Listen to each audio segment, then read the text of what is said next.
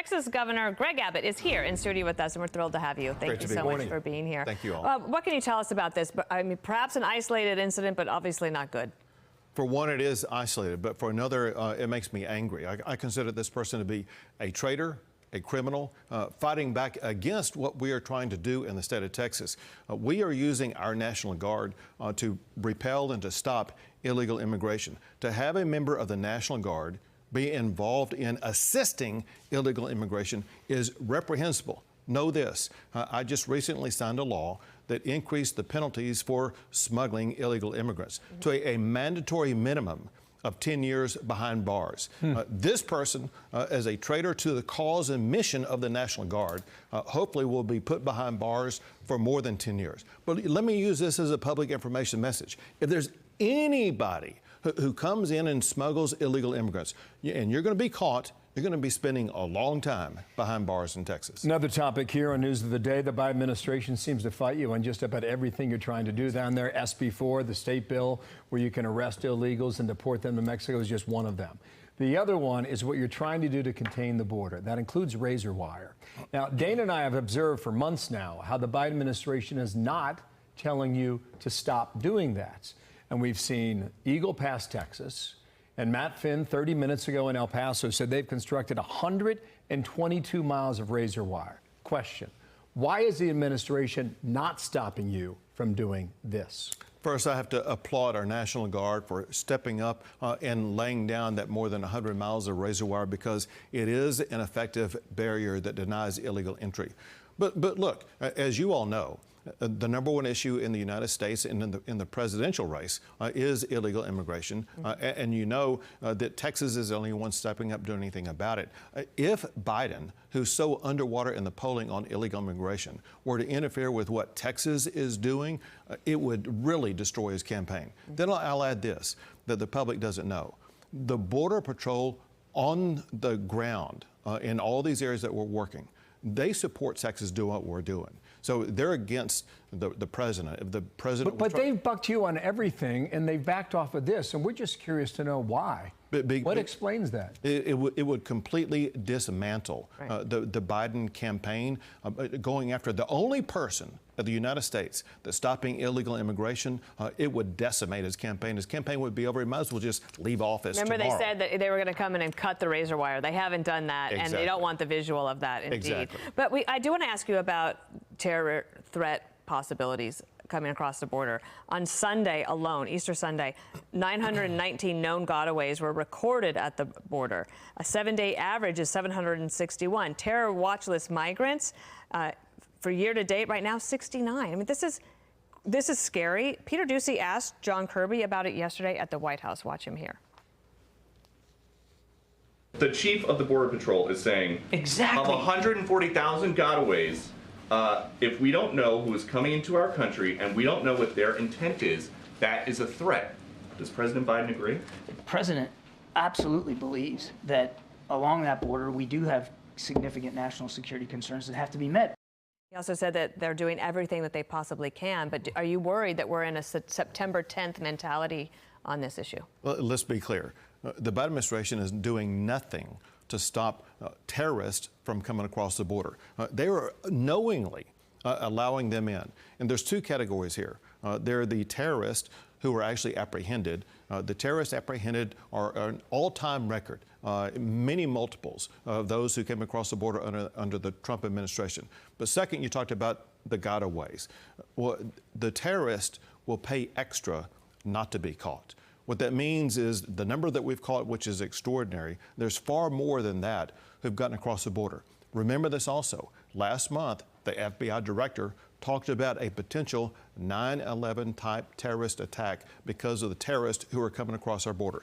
The chief job of the President of the United States is national security. President Biden is failing at national security. We are extraordinarily concerned about a terrorist attack occurring in Texas or elsewhere in the United States because of the terrorists who are crossing our border at will, Governor, unstopped by the Biden administration. Do you think ISIS is here today?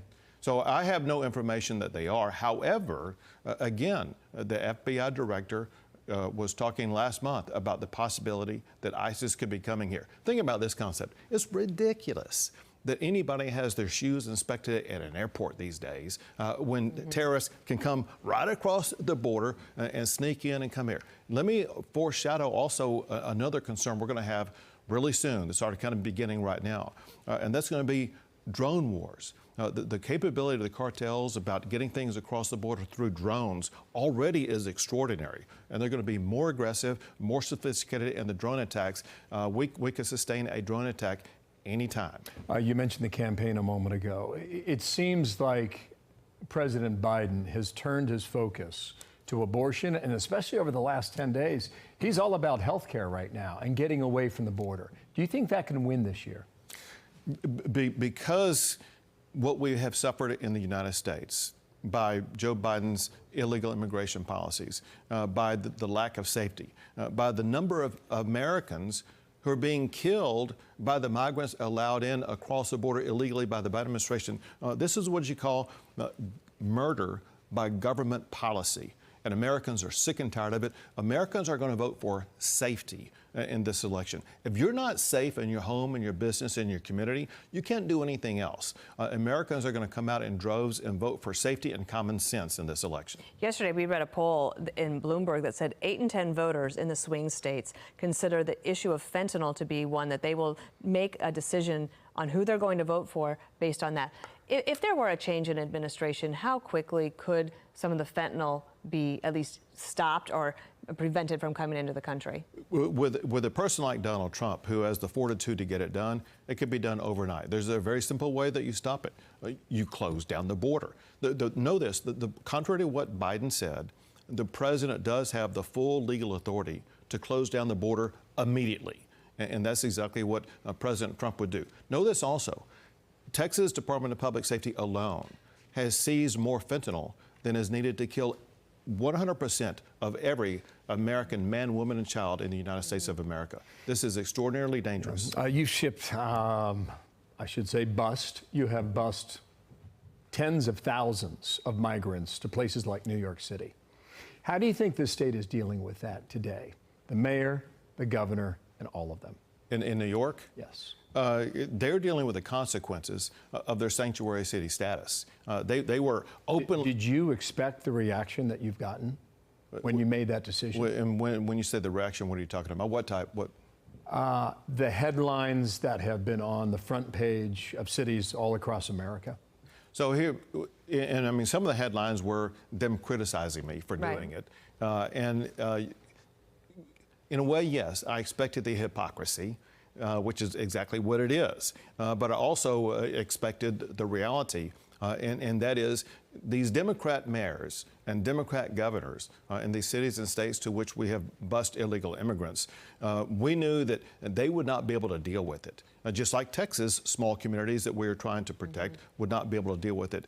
And you're seeing this infighting among the Democrat Party because they haven't understood how to grapple with this issue.